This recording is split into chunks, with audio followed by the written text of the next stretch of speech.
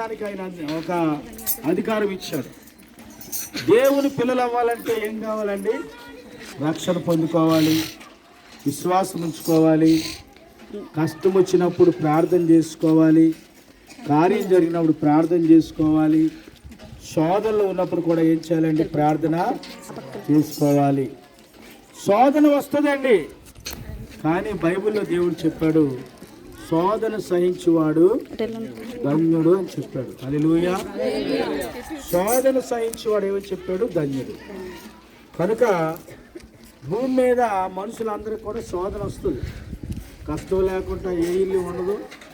అలాగని ఎప్పుడు నవ్వనే జీవితంలో శాశ్వతమైతే కాదు.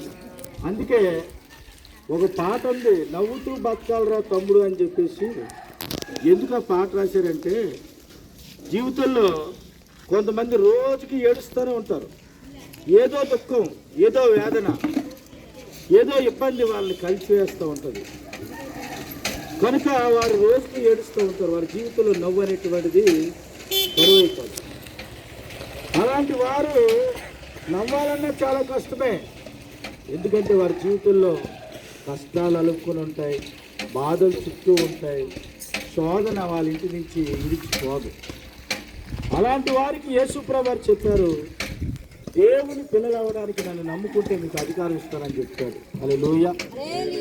ఎంతమంది అయితే యేసుక్రీస్తు నామములో విశ్వాసం ఉంచుతారో వారందరూ కూడా దేవుని పిల్లలు అవ్వడానికి అధికారం దేవుడు కలుగు చేస్తారు.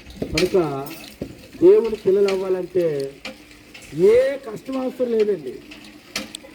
ప్రార్థన చేసుకొని, ప్రభువా ప్రభువా నా కష్టం ఆలకించిన ఆయన అని ఒక మనిషితో మాట్లాడినట్లుగా నువ్వు మాట్లాడాలి.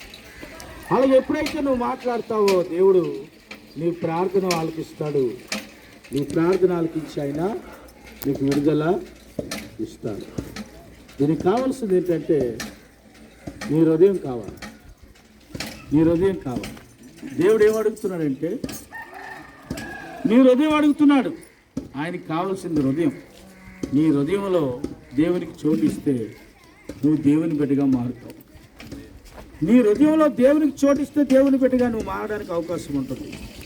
కనుక ఆ హృదయంలో నువ్వు హృదయాన్ని ఖాళీ చేయాలి. ముందు హృదయంలో అనేకమైనవి పెట్టుకుంటారు చాలామంది.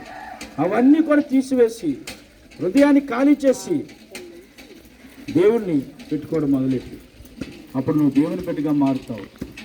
దేవుడు నిన్ను నీ శాప పాపములన్నీ కూడా తీసివేసి మరణంలో నుంచి విడిపించి దేవుడు నిన్ను స్వస్థపరిచి నిన్ను కాపాడుతాడు.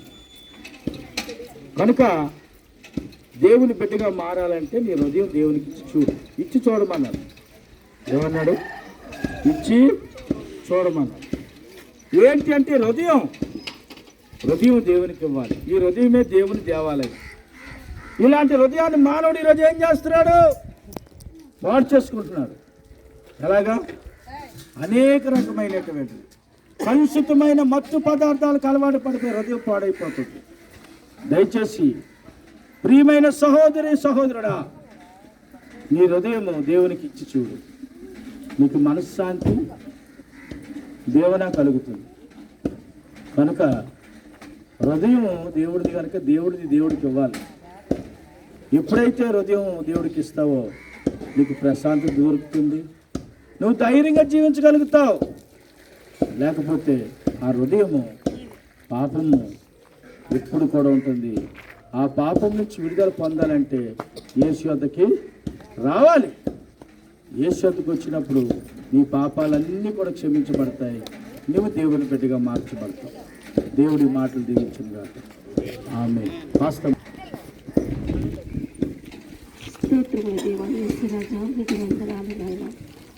దేవా, మీరు ఏర్పాటు చేసుకున్న ఈ కాలనీలో నివసిస్తున్న వారందరినీ కూడా నాయన మీరు దీవించండి నాయన.